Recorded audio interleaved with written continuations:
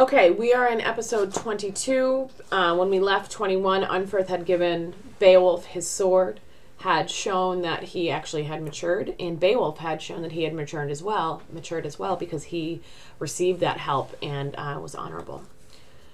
Then Edgethow's brave son spoke.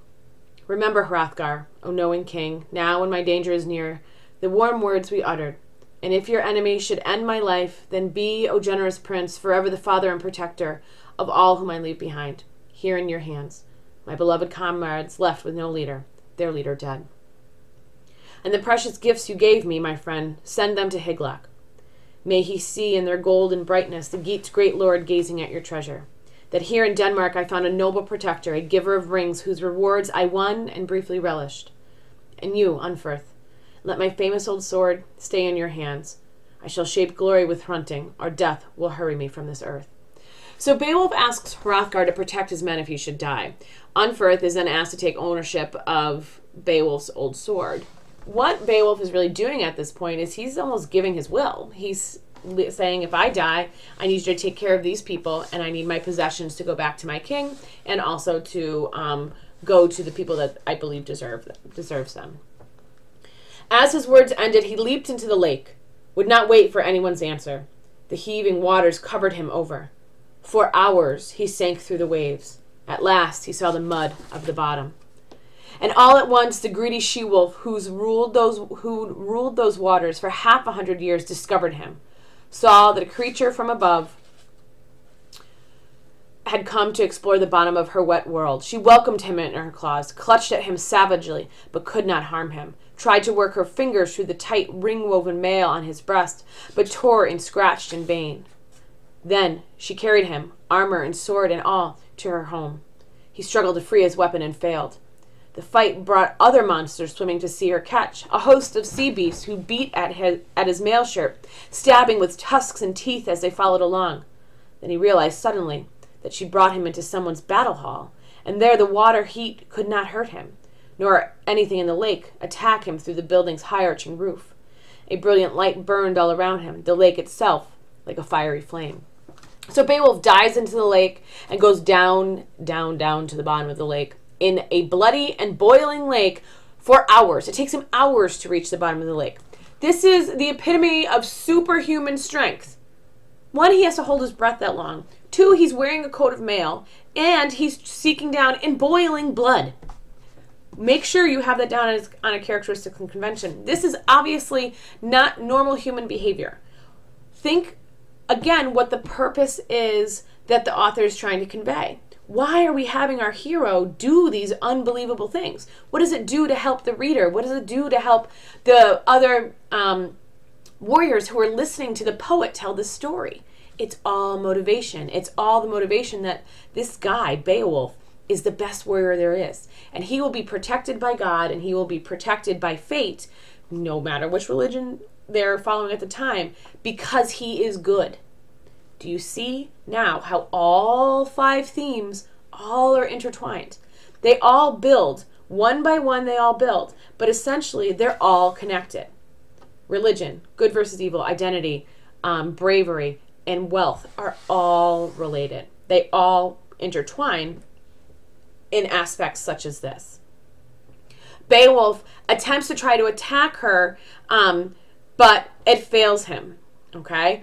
Also, there's sea beasts that are trying to bite through Beowulf's mail shirt, but they can't get through. His mail shirt has protected him. She then takes him into, he calls a battle hall, but it's a giant hall that's underneath the lake, which is where her home is, okay? And now we'll be further develop the battle. Then he saw the mighty water witch, and swung his sword, his ring-marked blade, straight at her head. The iron sang its fierce song, sang Beowulf's strength. But her guest discovered that no sword could slice her evil skin, that Hrunting could not hurt her, was useless now when he needed it. They wrestled, she ripped and tore and clawed at him, bit holes in his helmet, and that too failed him. For the first time in years of being worn to war, it would earn no glory. It was the last time anyone would wear it. But Beowulf longed only for fame, leaped back into battle.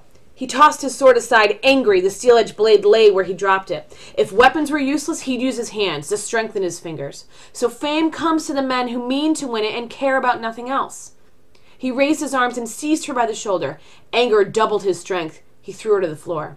She fell, Grendel's fierce mother, and the Geat's proud prince was ready to leap on her. But she rose at once and repaid him with her clutching claws, wildly tearing at him.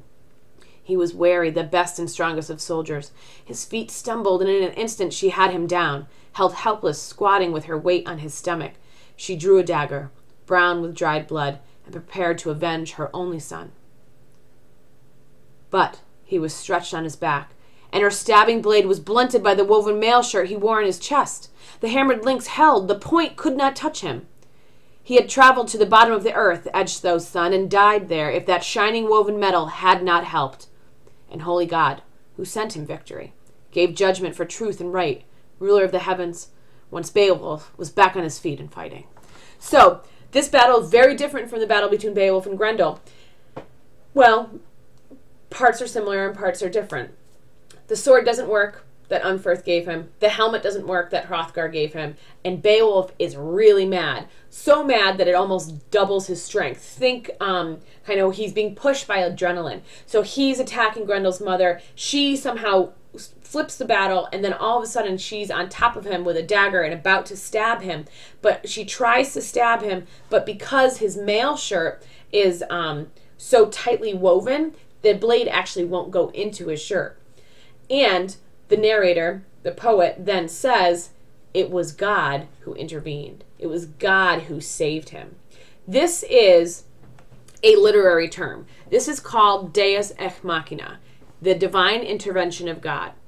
It is when the hero or a person looks like they're going to lose or they're going to die, but something beyond our control intervenes and saves the day.